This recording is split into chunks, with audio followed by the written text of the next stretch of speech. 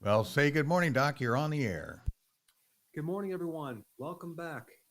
And if there's anything that I say that borders on giving you medical advice, just realize that you got to check with your doctor before taking any advice. So that's my disclaimer. And I have some really great information to share with you today. So I hope you have your notepad and your pen all set. And we got some really exciting questions, too. So, as always, and I know the audience is standing by with quivering pen to write down the answer and get it back to us. So, that's going to be fun. But in the meantime, we've got just such a huge representation from around the world. Why don't we start off from Dubai? And we've got a nice guy named Michael. And Michael, you're on with Dr. Hi Berg. guys. Hi, Michael. Hi, how are you? Great. Good to see you all, guys. I think I'm the farthest person on this call today. Yeah, Dubai's a bit of quite a few miles. Yeah, I Yeah, get. go ahead with your question, Michael. Okay, so we're starting with me. Absolutely. All right, great. Hi, good evening. Good evening from my side. Good morning, everybody. Actually, I'm new to intermittent fasting. I didn't start keto yet. The reason is I'm going through a vicious circle for a while now. I've been on antidepressant for almost 20 months. Um, and since I started, my weight tripled. So in the past 20 months, I gained around 20 kilos. Uh, I tried honestly to control as much as I can, although the med says that it curbs your appetite, which it doesn't.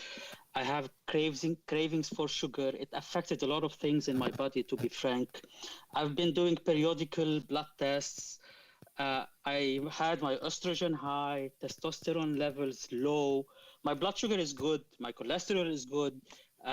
It's affecting my liver, obviously, because it's a strong med. So my question, to be honest, is there are a lot of things happening in my body, and I guess some people might relate to between fatigue, feeling tired, feeling down, a lot of things, appetite, sugar cravings out of nowhere, even if you eat sugar. So what's happening today is I started intermittent fasting, yet I'm still on my meds. I didn't start keto because I'm not sure if any of these two things will actually help me regain my shape. And I'm not only looking at losing weight, I'm looking at really regaining my energy levels and feeling alive again, because it's affecting a lot of things.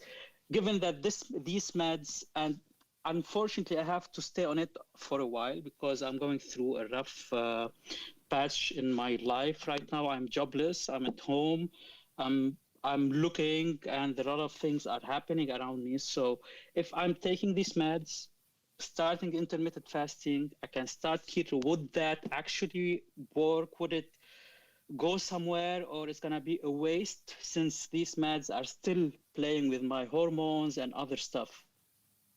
Okay, so I've had several people say, well, I don't really need to do keto because I don't need to lose weight, or I can't do keto because I'm a diabetic. But keto in combination with intermittent fasting will greatly improve your mood.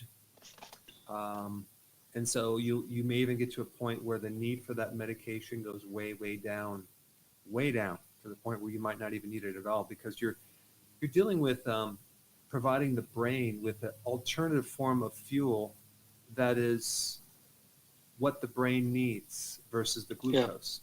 And so it's going to greatly make you feel a lot better, because you're stuck between a rock and a hard place right now, because um, your poor brain does not get the fuel that it needs to operate efficiently. So I think it's really your only solution right now is to change over the fuel, get on keto, and start to see the difference. And then once you see that, you're going to see a huge impact. There's actually several psychiatrists right now that only prescribe this diet as their treatment.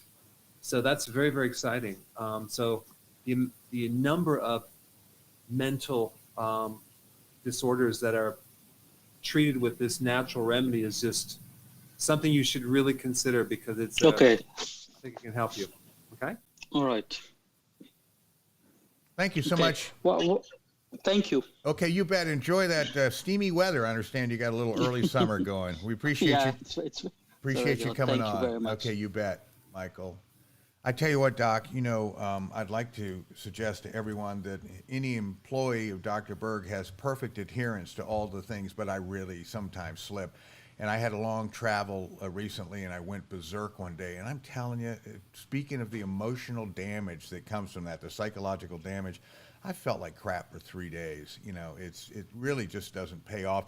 And when you've been on the water wagon, so to speak, for a long time and been on the plan, boy, you really notice the difference. And I'm really galloping back, but the road has many temptations, and they're all at those little gas stations along the road. So anyway, I can feel for Michael, and I certainly understand, you're suggesting that there's a psychological factor to eating, and boy, is there, at least in my body. So go ahead, Dr. Berg. Let's see. How about if we go to, can you hear me, Dr. Berg? Yes, yes, but of course, every time I do this show, there's either the lawn guy cutting the grass out there, so I have to mute in between the questions. He's right outside the window. Last year it was the leaf blower guy, and then before that it was the cleaning lady that was actually cleaning in the right outside. So with a vacuum. Of course, Murphy's Law.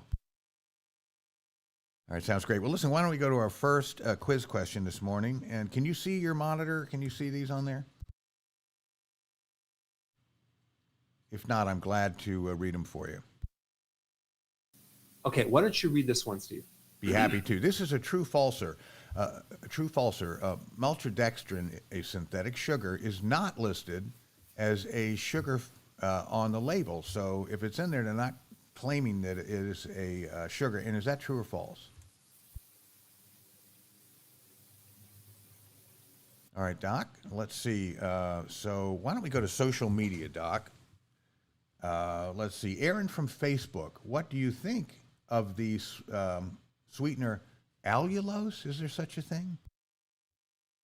Yes, allulose is actually not a sugar alcohol, but it behaves like one. It is a really good sweetener, actually. It tastes very similar to sugar. I use it in some recipes, but allulose is like the new alternative sweetener on the block. So you might want to try that because it's actually quite good if you're baking and you want something that has a 0 on the glycemic index as compared to maltodextrin, which is 130, which is the highest substance on the glycemic index, which we'll be talking about. All right, very good. Well, let's see. Bonita from Facebook also, can you do keto if you don't have a gallbladder? Boy, that's an oft-asked question. Yes, you can do it. You absolutely can do it. You may want to add some purified bowel salts to gallbladder formula to help you. But yes, I would highly recommend doing it. Okay, that's terrific. And by the way, let's acknowledge all the people from around the world. Of course, we already heard from Dubai with Michael. We've got somebody coming up, Daniel from Mexico City. Not right now, Daniel, so you don't have to unmute, but I want to go through the list of people that are listening around the world, and they are as follows. Good morning from the UK, Canada, Mexico, as I said, Zambia, Denmark, Italy, Ghana, Belgium, the Philippines, Chile, Greece, France, Australia, Germany, India, Sweden, Ireland, the Czech Republic, Scotland, Cameroon, the Netherlands, Austria, Finland, Lithuania, Dubai, the United Arab Emirates, Japan, Syria, Israel, Nigeria, Malaysia, Brazil, Pakistan, Bangladesh, Algeria, Egypt, and all across these United States. And of course, it's a mouthful for me to say, but can you imagine poor Terry having to type all this out? So I'd rather have my job. And thank you all from around the world for listening. And let's continue to talk to people on or answer questions from social media. Miracle Baby from YouTube. Would the keto diet be okay for someone with NASH? Do you know what that stands for? Yeah, that's a fatty liver. Well, it definitely, absolutely, positively should be done with a fatty liver because even within a couple of weeks, you could end up with 50% less fat. I've done a video on that. So absolutely do it. Okay, that's terrific. Let's see if we have any answers on those questions yet. Boy, these folks are fast. Okay. first question, let me bring it up for you. It asked, true, false, Maltodextrin, a synthetic sugar, is not listed on food labels. And the audience claims, or at least 90% of them, says true. 10% say false. Who's right? Well, looks like 90% of the people actually watched my video today that I released. And this is some fascinating information. Maltodextrin behaves like a sugar. It's really kind of a starch legally, but there's a loophole. And they found that they don't have to list maltodextrin as a sugar on the supplement fact or the nutritional facts. So what does this mean? It means that when you look at the label and you're looking for sugars like I always do, and it has maltodextrin in it, it's like less than 1 gram. You're like, oh, it must be small enough to go ahead and consume. No, because even though it's listed as a carbohydrate, it's really a sugar. It's really a sugar, and it's not listed. So you can mistakenly be consuming something, completely throwing you off the ketogenic diet. And unfortunately, maltodextrin is in so many foods, even the keto foods. So, and even vitamins, and even stevia. So I did a video on it. If you haven't seen it, watch it today. I will be putting a list on my website as fast as I can to just show you all the foods you need to be aware of with this hidden maltodextrin, because honestly, here you have this thing that's worse than sugar, but it's not listed as a sugar. And so when you're calculating out your carbs and really the difference between, like, it might say it's more carbs, but you might not think it's bad because it's low in sugar. So it can be very, very a big mistake if you start consuming stuff with maltodextrin and wondering, why isn't this ketogenic plan working? I'm on all the keto products. I'm taking even like electrolytes, right? They'll hide this maltodextrin in the natural flavoring, and they use it as a drying spraying agent. It helps mouthfeel. So they put it in different products to replace fat and to make it give the right texture, that creamy texture. Unfortunately, we've been consuming this for many years and really not knowing the magnitude of what's in these products. So, yeah, stay tuned. That's tough. So they're pulling one off over everybody with that one. That's for sure. I love these stage names from YouTube. It's Guess-O-Wee, they claim to be, and says, will I burn any fat doing intermittent fasting a few times a week? I can't do keto as I love to drink, or he didn't say love, like to drink alcohol from time to time. Yeah, you might be burning fat for maybe five minutes here and there, but the problem is a little bit of the wrong thing can block a lot of good things you're doing. So let's say you drink a glass of wine or some alcohol on a given day. So don't expect to be in ketosis for about 48 hours. So let's say 2 days of the week you're doing fasting. Well, it could just easily nullify those results very, very easily. The other thing to know is that when you are not consistent with the ketogenic diet or intermittent fasting, or you have cheat days or you don't do it consistently, the A1C test measures an average of about 3 months. And so what that means is that the sugar destroys part of that hemoglobin, the protein in your blood. And so it's irreversible. So you have to wait like 3 months before that red blood cell is replaced. So you're damaging the red blood cells. And this is why a really good test for someone like you would be the A1C. And it should be like 5 or less, And if it's like, I know they might say that, oh yeah, as long as it's below 7, but even then you could be going right into being a pre-diabetic. So that's a really good test. And if it's like 7, 8, 9, 10, 11, 12, whatever, then you need to clean up your act. So that's my answer. I'm sorry to tell you, but yeah, you need to do it more consistently. Bummer. I don't want to encourage this, but how about just pure alcohol like gin or vodka? Does that have carbohydrates?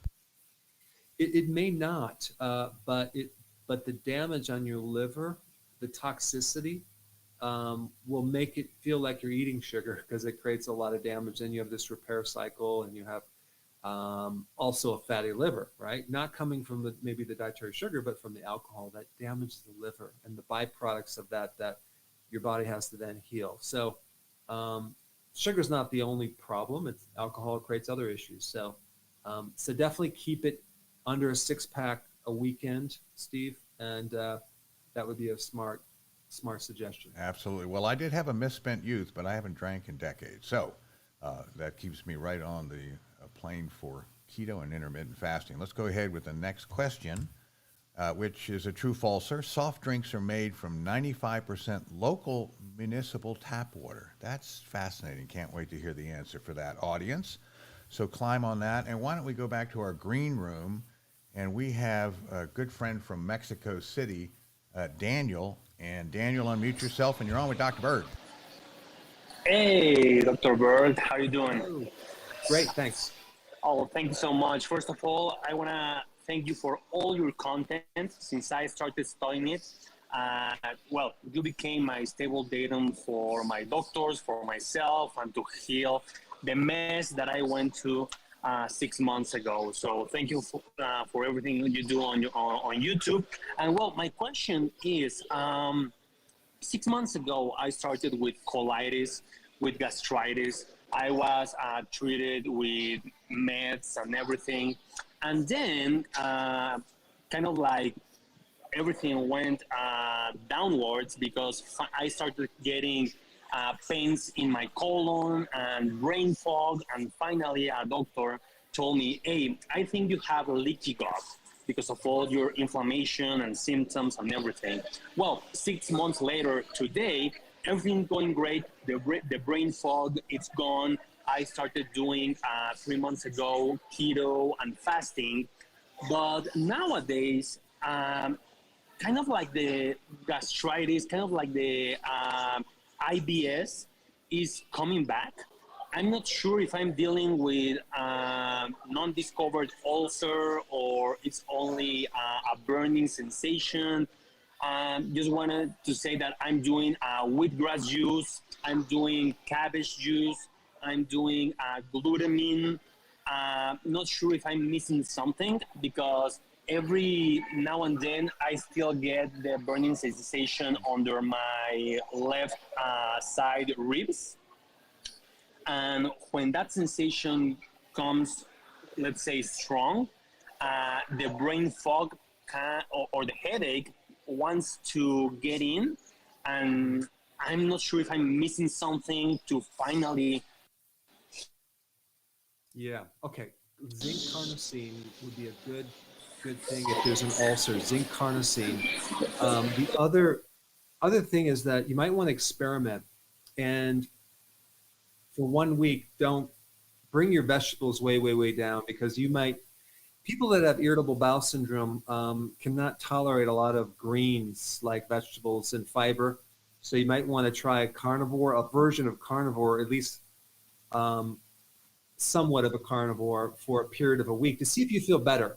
That could be what you're dealing with because unfortunately, if there's gut issues, some people can't even tolerate leafy greens, salads, and if they're doing all these salads, they think they're doing a great job. Now, wheatgrass juice powder is different because it doesn't have the fiber.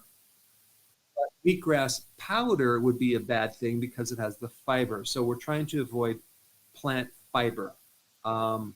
So try that. And I'm also I'm assuming you're not consuming beans and things like that. I know in Mexico, they do occasionally eat beans and corn and wheat on occasion, but it's probably a staple in the diet, especially the corn. I started doing fasting, and also one thing that I noticed is that it's becoming a little bit harder to do fasting because every time my stomach or my colon is empty, the burning sensation starts coming up, and I get a little bit scared. So how can I manage that to continue doing fasting? You need a more of a probiotic. You need more probiotic. That's what you need because there's that's the area you need to go into, a probiotic. And then the zinc carnosine would be very helpful as well. So listen, Daniel, it is so noisy in the background. We're having a real difficult time kind of managing that, but I hope that helped you with your questions, and I hope you will continue to, come on the show or ask some more questions on social media. So thanks so much, and thanks so much for coming in and representing Mexico City so well. All right, let's see. We got some answer to some questions here, Doc, and let's see. Fascinating one, I think. True, false. Soft drinks are made from 95% local tap water. That doesn't seem right, and the audience doesn't think it's right either. They say it's true. 88%, 12% say it's false. Any winners? It's true, actually, it's true. So when you do tap water, you're getting a lot of additional things that you probably didn't think you need. But of course, with all the flavorings, you won't even tell anyway. But the problem with soft drinks is they have a lot of phosphoric acid, and which really is bad for your teeth, and the sugar, and the caffeine, and then sometimes it's not even purified water. Now, I'm not saying all soft drinks. I'm just saying several of the big companies that use that, and just look it up. When I want to drink my soft drinks, I want it with purified water, and I'm being very sarcastic. It's probably the least of your worries. Boy, yeah, I don't know how much more sugar you can get than a 12-ounce Coca-Cola, not diet, right? I mean, it's just got tons in there. So the tap water is probably the least of your worries. Debbie from Facebook's worried. She's trying intermittent fasting, but get too hungry and eats too much. I'm 49. I go to a hormone specialist, and my A1C is under 5. Insulin is low, but I continue to eat too much. Is there any appetite suppression approach available? Love her honesty. You could do like cinnamon tea. That's a really good one. Bitter lemon is another great herb to help appetite. Berberine is a good supplement for appetite, but those all help with blood sugars. But the other thing you want to make sure is that the nutrition that you eat, or the food that you eat, is nutrient dense. That's one thing. Good luck trying to find nutrient dense foods. And then add more fat. Add more fat to your diet. That's what I would do if I were you, to help satisfy you, and then the nutrients to help satisfy the any potential deficiencies that you might have. But I've done some videos on it. It is the problem, because sometimes people, they might feel stuffed, but they're not satisfied because they're missing some nutrients. So at the end of each meal, I also I always take a good handful of maybe macadamia nuts or pecans, and add a little more fat to that diet. Because if you're doing keto and then you do low fat, oh my gosh, you're going to just be hungry. Wow, that's interesting. Well, among all the questions we have and that you help guide people, there's a lot of people that want to congratulate the Dr. Berg approach, and Linda from Facebook is one of them. 1 month on the carnivore diet combined with intermittent fasting, and my body numbers are perfect and no more eczema. Thanks, Dr. Berg. Fantastic. That's fantastic. All right, let's see here. Why don't we kick up another question for the audience? This is our only untrue false, and the question is, what is the best mineral to activate the thyroid hormone? T3, I guess, is that hormone. So dig into that, folks, and let's see, what else do we have? We want to make sure we're fully representing social media. They're so patient with us. Let's see, how about Veronica from YouTube this time. What is your suggestion for someone with histamine issues? I guess that's allergies. Yeah. So there's two things. I'm guessing your question relates to the allergies, histamine, especially this time of the year. Fasting is one of the best things to help actually even get rid of allergies. That would be one thing. The other thing is that if you take quercetin, that's a good remedy for these seasonal allergies. So I'm guessing that's what you're asking. The last thing that I would do is that I would start consuming a little bit more apple cider vinegar, because when you acidify the body, many times you can reduce the effects from histamines. That's fantastic. Okay, this is a very earthy one. Susan from YouTube, what causes an old lady smelly scalp? No dandruff, no flaky scalp, just a funky smell. Help! Well, that's a really common question that I get on a regular basis, and I'm being very sarcastic. I never heard that question. So honestly, if you have a smelly scalp or body odor in general, it just tells us that you probably need to be focusing on your liver, probably need to change your diet, and reduce, go on the basic program, because it could be an imbalance in your flora on your skin, which actually comes from your gut. There's a really cool product that I'm going to be coming out with that's it's a probiotic for the skin, which is very different from the ones out there, because the ones out there don't have to be refrigerated for a reason, because they probably don't have a lot of probiotics. So this has to be refrigerated, put on your skin, and it helps to balance the flora on your skin, which if you're taking a shower with regular tap water, the fluoride, the chlorine kills off this stuff. If you're using these cleansers, you kill off the flora. So then you get an overgrowth of pathogens. So, watch my videos on the skin. Don't over cleanse or sterilize your skin. And definitely work on getting the basic diet that I recommend. That'll help you. Okay, that's great. And I don't know if you already answered, Bobby Lee's question, but it relates to the skin as well. And she's on YouTube, wants to know what she can do for excessively dry skin. I leave skin particles visible on the floor. Boy, everybody's being so honest today and transparent. They have to be swept up regularly. I've tried all sorts of topical solutions. Is there a vitamin that can help, and maybe a good vacuum cleaner you'd recommend?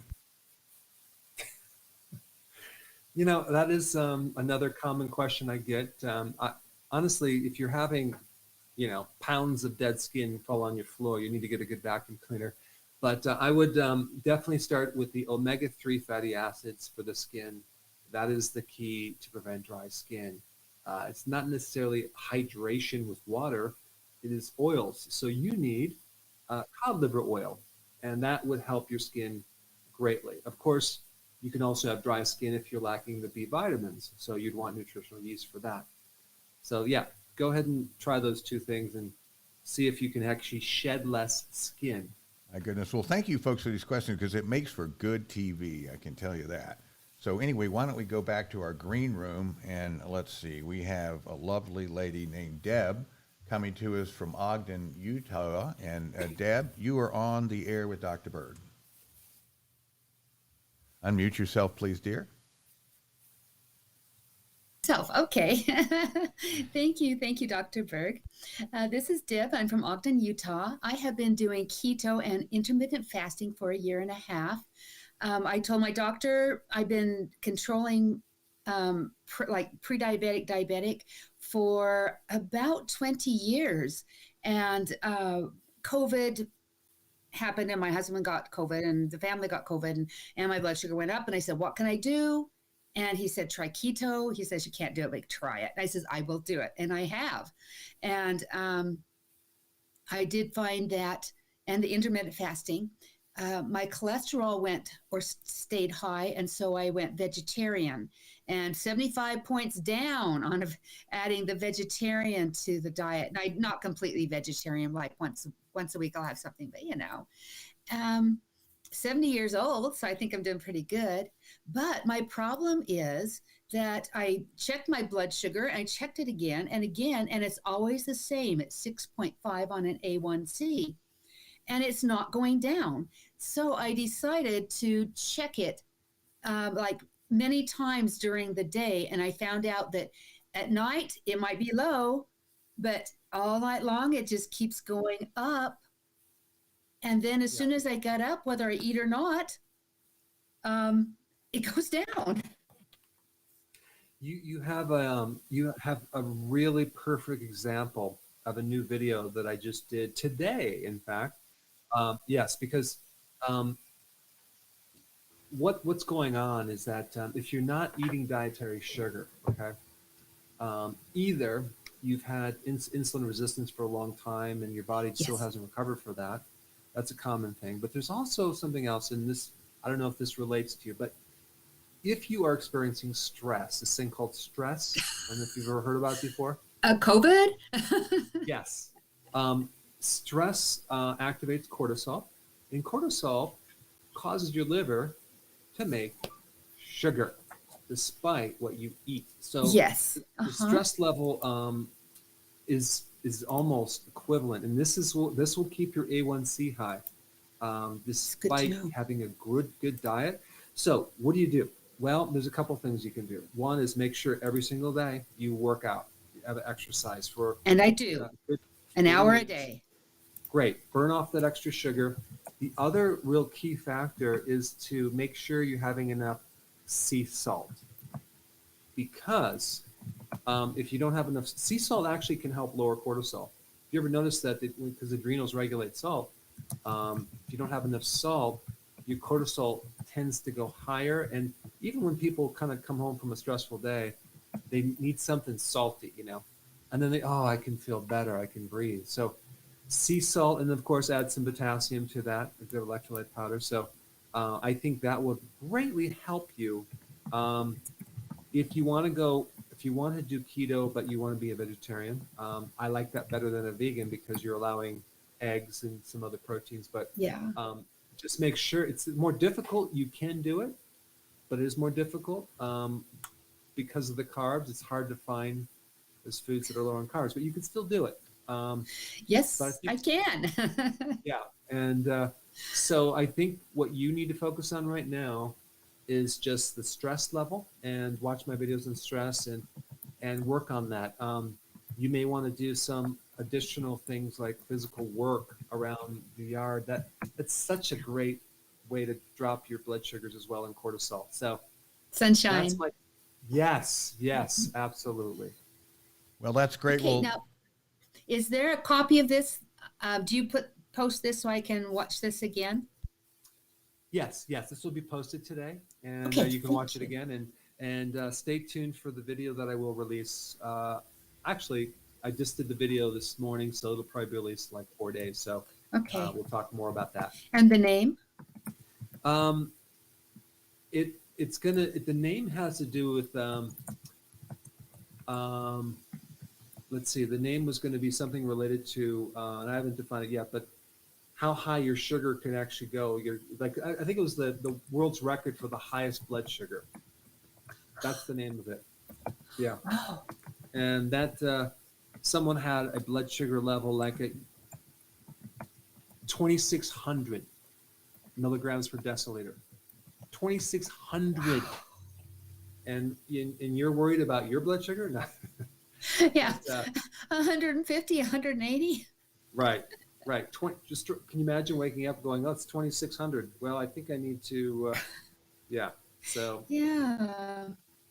All right. Well, thank you so much, Deb, for joining us. We really appreciate that. And I'll mute. There she goes. All right. Let's see. I bet we've got questions answered here. All right. So quiz question number 3. Let me review it with the audience. And let's see. I don't think we must have. Yeah. What's the best mineral? I think we need to ask a question. Oh, no, you did ask the question. I forgot it. The answers. Yeah, okay. So what's the best mineral to activate the thyroid hormone, T3? And let's see, 50% said selenium, and 30% said iodine, 10% said magnesium, and 10% said potassium. Okay, the answer is selenium. Selenium is the best mineral to convert the inactive T4 to the active T3. So, and you can get all of your selenium for a whole day in one Brazil nut. So go figure. But selenium is also in sea kelp. It's in seafood, especially shellfish. But I tell you, it's becoming more difficult to get your selenium from other foods simply because it doesn't go back in the soil. Unfortunately, farmers use just the 3 minerals NPK, and they don't put the selenium back in there. So it's not in the soil, it's not going to be in the food, it's not going to be in your body, so you can convert these hormones. So since 90% of Hashimoto's, which is a slow thyroid problem, is autoimmune, I'm sorry, let me just rephrase that.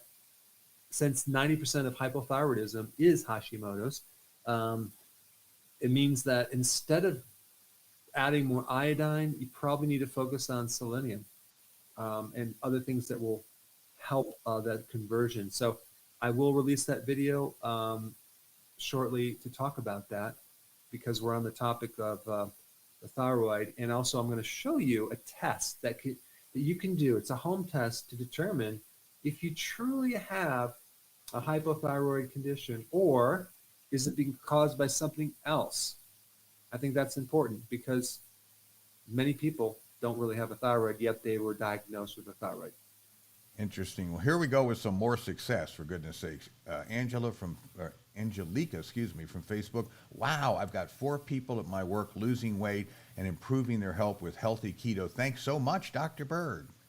So there you go. That's awesome. Spreading like wildfire. All right, let's look here. So, this is an interesting one. Molly from Facebook. What are the best foods and supplements for someone who's had a kidney transplant?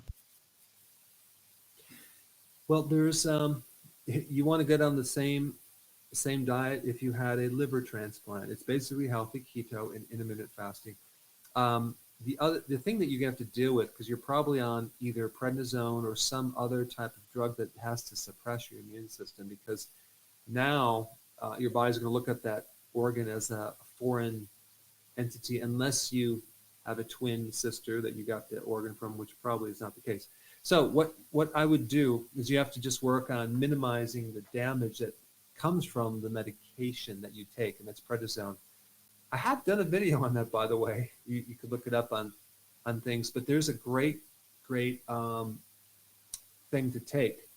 Now, you can search out this remedy online, and it's basically actual kidney extract. And the thing about I like about that is that when you take this kidney, it's bovine kidney extract. It comes in a pill.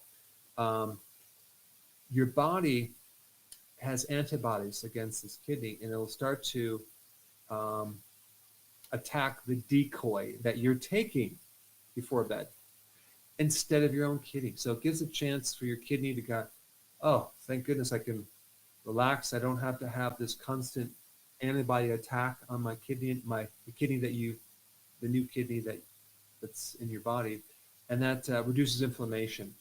So the other thing is to do everything you can to beef up or support the adrenals, because that prednisone is what you're dealing with, is the side effects of prednisone. All right, that sounds great. We've got someone else in the green room. This time it's Jess. And let's see, Jess is calling from the state of Washington. And Jess, center yourself up there. And there you are, on with Dr. Berg. Hi. Hello. Go this way. Hi. So my question, I have been doing keto and breastfeeding, so I don't do intermittent fasting, but I help take care of my mom, and she has a litany of health issues. So she has COPD, stage 4, and heart failure, and stage 3 kidney failure, and diabetes, and the list can go on. She is on a diuretic as well as a potassium supplement from her kidney doctor, and she is on Coumadin because she has a prosthetic heart valve or 2. So I'm wondering she's been on keto for 4 weeks. Her blood sugars have come way down from 197 to this morning it was 104. And I'm wondering how to help her navigate with all the medication, specifically the diuretic. I could tell last week that her sodium was a little bit low, so I do have your electrolytes, and I gave her some of those, but then she ends up gaining weight because of the sodium, but I know that she's hyponatremic from how she's acting. Just wondering if you have any advice for that. Yeah, and this is the only thing that you have to work with your doctor on is to, if it's a stage 4 kidney failure, that's the only thing, because it's stage 3. Stage 3, okay, that's good. That's good. Yeah. And she goes between a 2 and 3 depending on her GFR. This is great. So as the kidney loses function, you also have a problem with protein in the urine, and you get fluid in the tissues, and so So I think the best thing she can do right now is number one, get on a low carb diet and make sure that the calories that she's eating, it's high quality. So you have the healthy version of the ketogenic diet, because what she's dealing with in the lung, in the heart, in the kidney is inflammation. And so if you can use some of these other nutrients, high level nutrients from like good salads and other things that have antioxidants, that will at least minimize the complication from all this inflammation, and that's creating this collateral damage. And I think so if we don't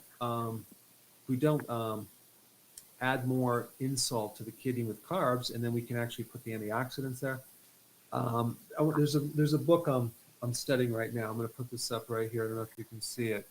Now, your mom doesn't have AIDS, but this book is on HIV and AIDS in antioxidants. The research they're doing by giving patients antioxidants for that disorder, which is quite remarkable. So if you take any chronic illness and you give them a lot of antioxidants, get rid of the oxidative thing like the glucose, you can keep them going for a long period of time and minimize the damage. So, and the research in this book is all about using certain plants that are very high in antioxidants. So, you know, the parsley and the kale and just all those different variety of vegetables, I think could really help her, in addition to a really good probiotic.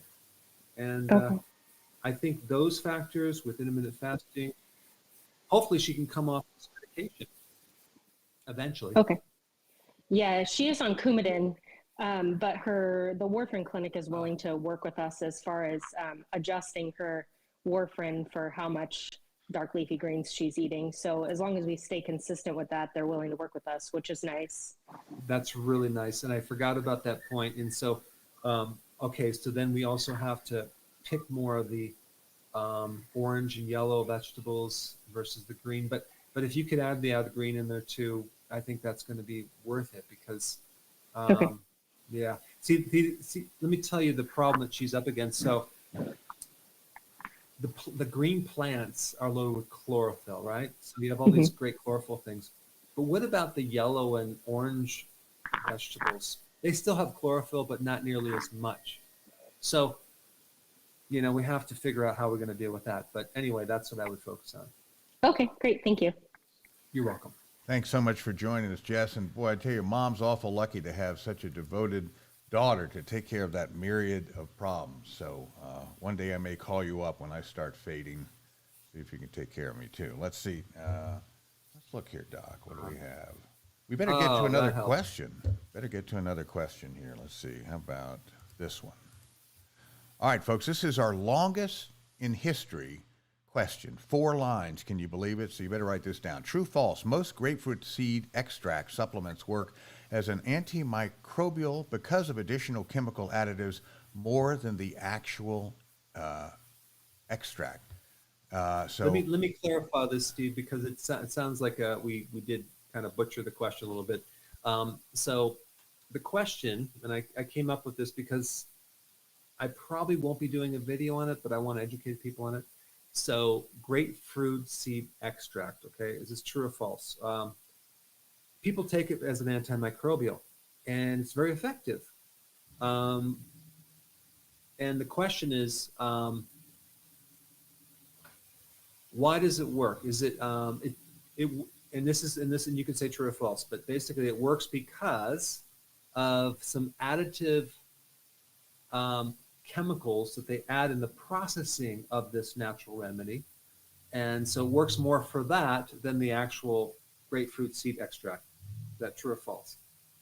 dig into it, folks, and thanks for clarifying that for us, Doc. Let's see, let's go back to the green room once again, and we got a really handsome guy from Wisconsin named LaShawn. LaShawn, yep, unmute yourself, and you're going to get on with Dr. Berg. There he is. Hey, can you hear me? Perfectly. Great. Hi, and thank you for that compliment. I appreciate it. So thank you, Dr. Berg, for everything. Obviously, you are doing the Lord's work out here. Let me tell you, it's crazy. It's amazing. I'm five. I'm just started been intermittent fasting and doing keto for about 6 months now, almost 6 months. 45 years old. I've lost about. I went from 190 pounds to about down to like 173, 172. Sometimes it's 174, 172. It depends on the day and the time of the day, I guess. But I am wondering two things. I have this tinnitus in my right ear, and I've watched your videos on it. And then, and I'm also not sure if it's nerve damage or insulin resistance. I'm pretty disciplined. I don't have any cheat days. I don't have any, I haven't really. I've been pretty good about what I eat and when I eat. And so there's this tinnitus. I have to actually sleep with, white noise or an audiobook because I can't, I'll just hear this. And it's a strange tinnitus because it rings, but it's also like it goes up and down in pitch. It's very strange. And then there's that. And then also sometimes after I eat my first meal of the day, like around 3 or 4, I get so sleepy and I want to fall asleep. And I do fall asleep sometimes and wake back up. And so there's those two things. I'm wondering, am I fat? Am I doing this right? Because I've lost weight and everything, so I'm not really sure. Good. So good question. I think based on that last thing you said, it confirms what I'm going to recommend because if you get sleepy after you eat, that usually is a blood sugar issue or some pretty bad insulin resistance. So if you were to check your blood sugars before and after you eat, just to see what's going on, see if the blood sugars are still going up, maybe too high, and that's because the insulin resistance is there, so you don't have the benefit of enough insulin to bring the sugars down, and too much insulin is kind of like similar to having a Thanksgiving meal and you just want to go take a nap because you've ate too much and you sleep it off. But so if that's the case, which it sounds like it is, you probably it's going to be beneficial to take something called benfotiamine, which is a type of B vitamin that helps to heal the nervous system, the fine nerves in the inner ear, which will hopefully eventually help your tinnitus. And that would align. I just got your keto support. So literally today, there's been benfotiamine in that, right? Yes, there's benfotiamine in there. Yes. So Okay. I think that'll help you. So I think what you just have to do now is give it more time and then keep doing better at it. Like keep the carbs down, keep it healthy, do more fasting, and just let it play out. Because I think if you have bad insulin resistance, the way that you know that you're really doing really well is all of a sudden you have energy after you eat. Okay. Then you're like, okay, now it's really working. One thing you might want to add to the mix is some apple cider vinegar while you eat, like in a glass of water, drink that, and see if it doesn't perk you up. If it does, then we know it could just be you're not breaking down your proteins enough. Okay. And that's in addition to because I do the electrolytes in the morning with apple cider vinegar and a little bit of pink Himalayan salt as well. Do your product, your electrolyte powder. Yeah. So that's in the morning when I first get up. In addition, add the apple cider vinegar at the meals because that's going to also help insulin resistance. But yeah, we have to handle that because food is supposed to give you energy. So there's some the fuel is not getting in the cell like it should, and that can actually create a situation with the whole dynamic of what happens with insulin. So I think you're on the right track. We just have to tweak it a little bit. Okay, will do. Thank you so much. Appreciate you. You're welcome. Thanks for coming on with us, LaShawn, and representing Wisconsin so well. So let's see. The audience, by the way, with that last question is completely on the fence. And I'm not going to even put it up, Doc, because we didn't represent it well. But it was about grapefruit. Would you recap that real quick so the audience understands the answer? Yeah. So I think I'm just going to tell you the answer because I guess it was probably the worst worded question I've ever done in my life. 50-50, by the way, for the audience. Okay. Grapefruit seed extract, very, very effective at candida, bacterial infections, yeast infections. A lot of people use it, but I happened to stumble on some information that was like, wow, this is pretty interesting. And when I see information like that, I have to share it because even though it's probably not popular or not exciting to learn about, you need to know about if you're taking this grape seed extract. I'm not talking about grapefruit seed oil that you would use topically on your skin. I'm not talking about that. I'm talking about the supplement extract.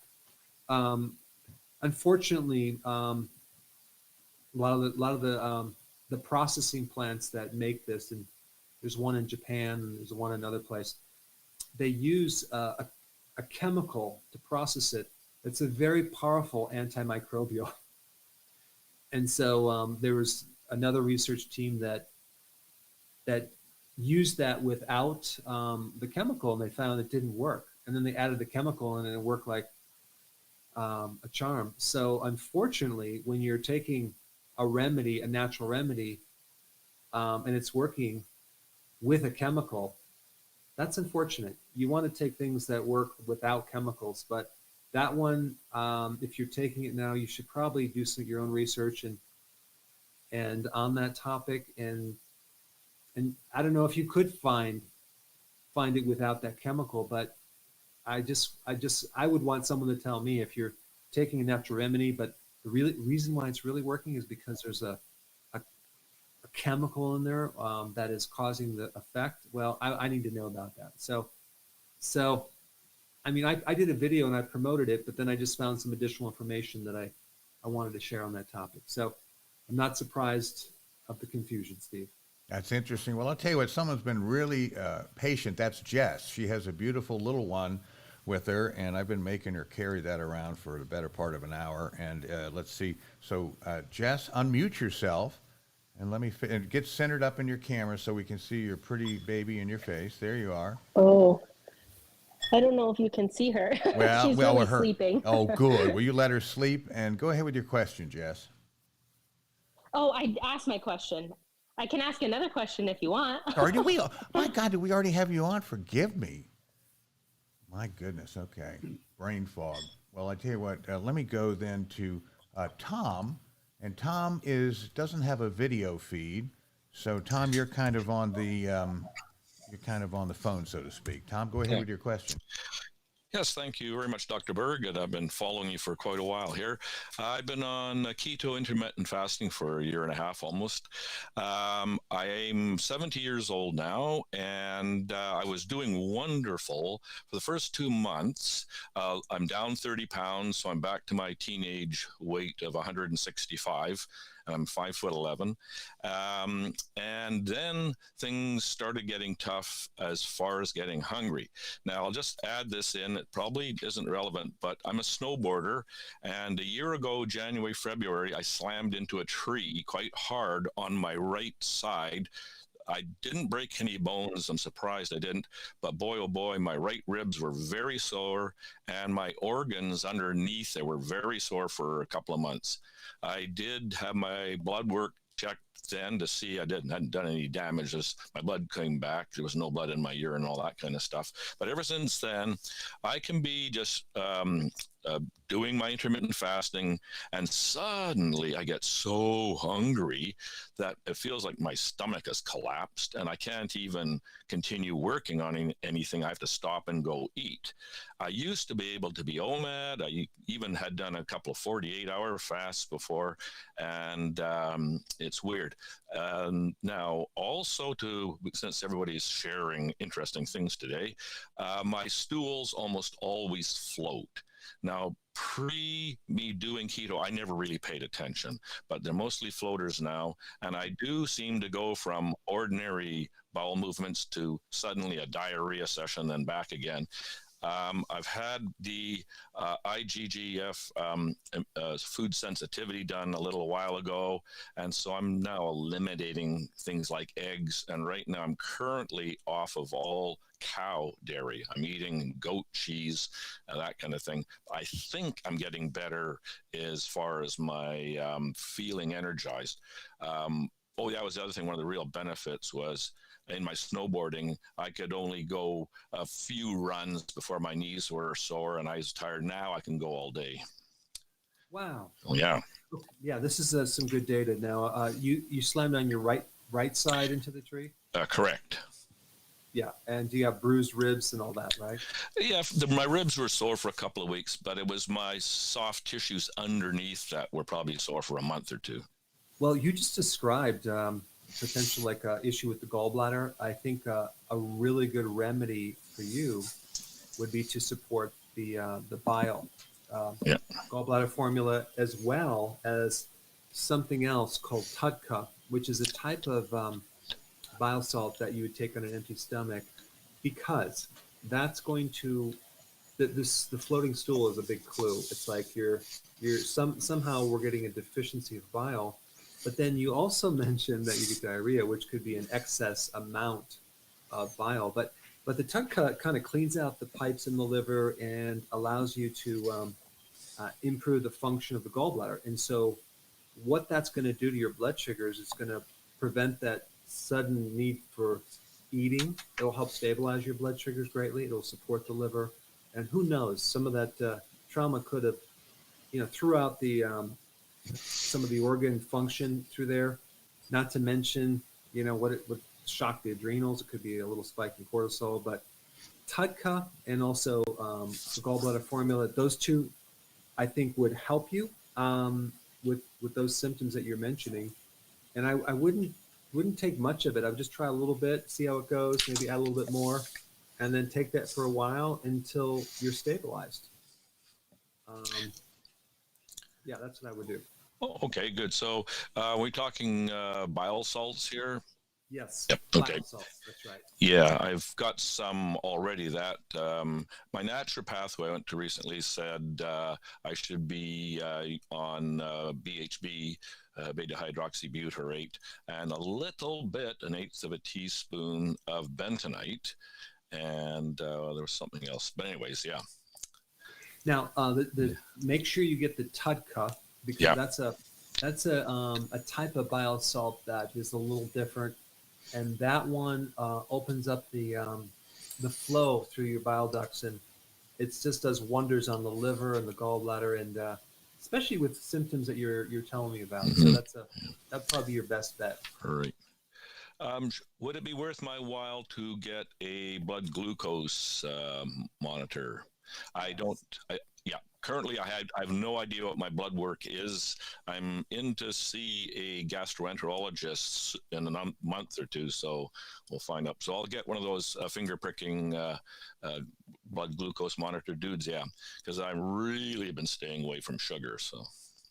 Yeah, and let's say, for example, your blood sugars end up being high at a certain part of the day, and yet you're not eating sugar. Then what does that mean? It means that your cortisol is high. So I will be releasing that video on that, but cortisol is the other thing that can raise your blood sugars, because the liver is making too much sugar, which is called gluconeogenesis. So here you are, you traumatize the liver. Who knows if that threw things off a little bit. So that makes sense. Okay. Well, I'll get some TUDCA going here. One of the problems being in Canada here, the things that you sell online I can't get here, or it's extremely expensive to ship it here. Yeah. Anyway, yeah. Thank you very much. And this has been an honor to be able to participate. It's just too bad my camera's not working. Anyways, carrying on. Thanks a lot. Thanks, Tom. And thanks, everyone else. I really appreciate everyone's great questions and attention of this hour. You've made it all the way in an hour. For those of you dedicated watchers, and stay tuned for this next week. I have some really interesting videos coming up I think you'll enjoy. And then I will talk to you next Friday morning, or actually late morning at 11 o'clock next week.